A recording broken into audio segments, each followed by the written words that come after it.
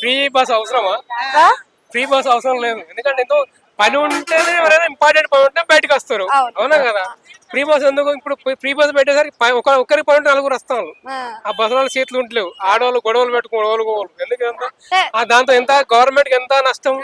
Government కి ఎంత కొన్ని వేల కోట్ల రూపాయలు నష్టం ఫ్రీ బస్ తోటి. రైతు రుణమాఫీ గాని ఉచిత రైతు రుణమాఫీ ఓకే, రైతు రుణమాఫీ చేయాలి. కానీ ఉచిత బస్సు వేస్ట్, ఉచితంగా విద్యుత్ వేస్ట్.